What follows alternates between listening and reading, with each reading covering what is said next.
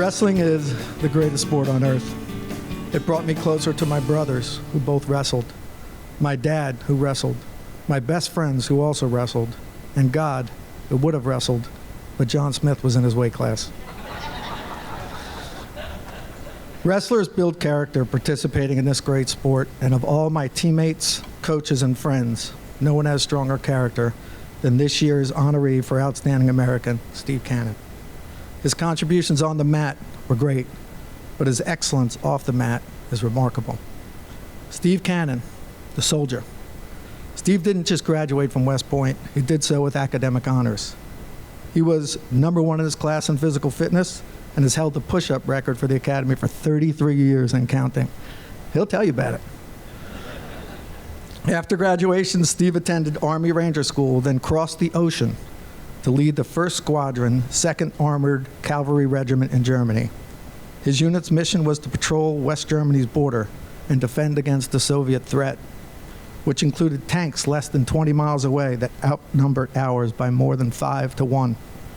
His regiment's motto was toujours prêt, meaning always ready.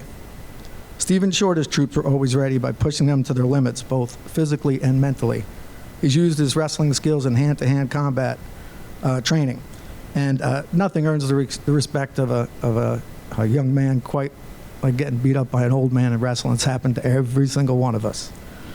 During Steve's tour in Germany, the Soviet threat ended. The Iron Curtain was lifted, and the Berlin Wall fell, all with Steve standing just yards away.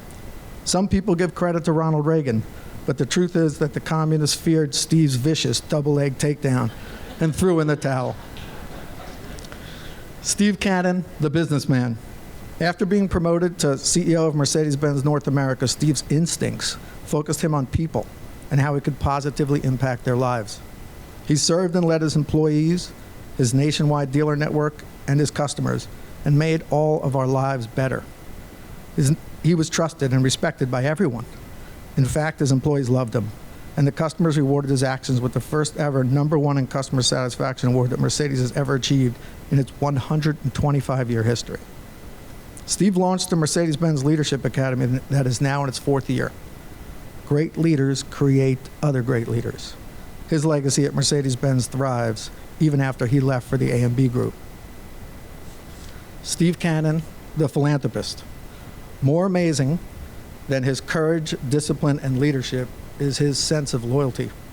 One of Steve's best friends and West Point classmates was killed by a suicide bomber in Afghanistan years after Steve hung up his uniform.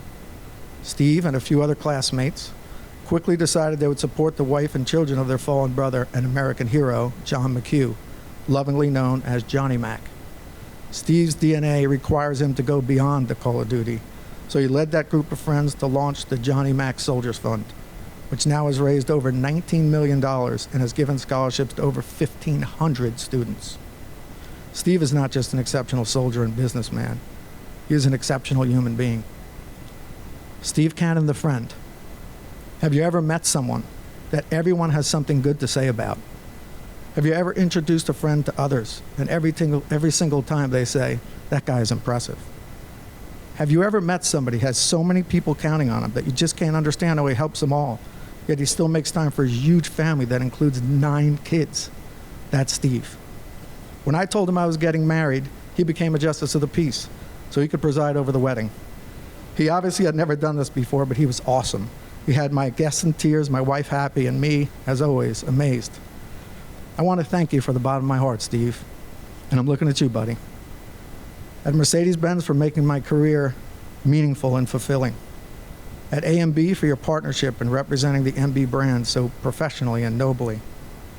At the Johnny Mac Soldiers Fund for your leadership, sense of community, and tireless efforts for the greater good. I also want to thank you for your role as a warrior, for protecting America, our freedoms, and our way of life. The sacrifices you've made can never be repaid. As a philanthropist, for believing it is our responsibility to leave the world better than we found it. And most importantly, as my friend, for being a supporter, motivator, voice of reason, and the single person I respect more than all others. I love you, pal. Everyone who really knows you loves you too, and I'm proud to call you my friend. I cannot think of another person who deserves this honor as much as you do. Good morning. My name is John Cannon, and I'm Stephen's younger brother. In trying to give everyone a good idea of who Stephen is, the first thing that comes to mind is family. He comes from a big family. As Joe mentioned, he now has an even bigger family. I can confidently say the most important thing in Stephen's life is family. Stephen is the second of 6 children, 4 boys, 2 girls, all born between January of 1960 and November of 1967. It was a very active household. Sports was a huge part of our upbringing. Football, wrestling, skiing, baseball, soccer, hockey, tennis. There weren't many sports out there that one of us didn't try. For Stephen, though, football and wrestling were where he stood out. In high school, he was a 4-year varsity wrestler and a 3-year varsity football player. His junior year, he started at left guard with his older brother, Kerry, at right guard. His senior year, brother Mark was in the backfield while Stephen opened running lanes for him. He was selected first team All-State by New Jersey's largest newspaper. On the wrestling mat, it was Stephen, Mark, and me. I led off the matches at 101, Mark was in the middle at 141, and Stephen was near the end at 188. It was always 2 hours of angst for our parents, but they never missed a match. Stephen had a lot of success on the mats. He was a 3-time district champ, 2-time county champ, 2-time regional finalist, winning his senior year. He was 30-1 going into the state tournament before he tore all the ligaments in his knee and missed the tournament.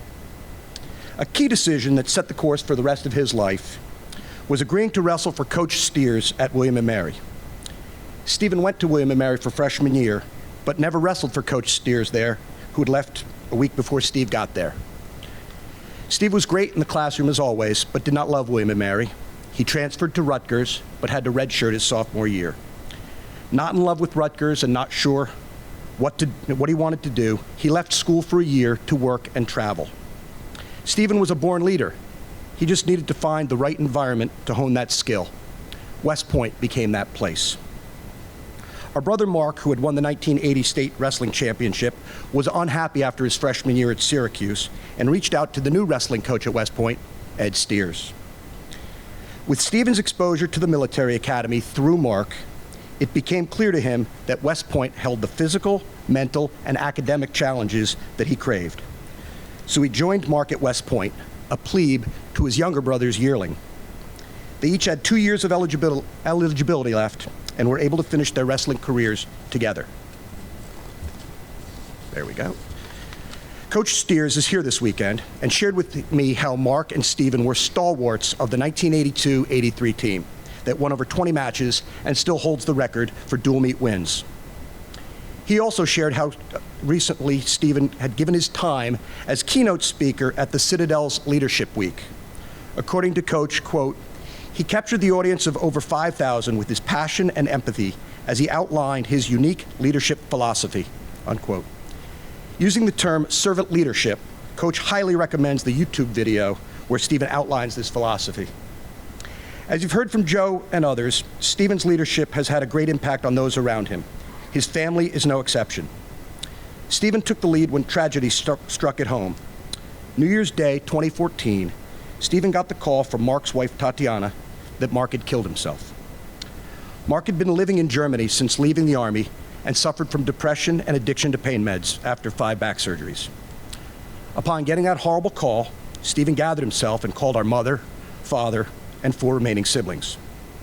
What followed was Stephen taking charge, flying over to Germany with Carrie, Sarah, and our mom to arrange for the cremation, dealing with authorities to bring Mark's remains home, organizing all of us so we could give retired Captain Mark Cannon the memorial service he deserved.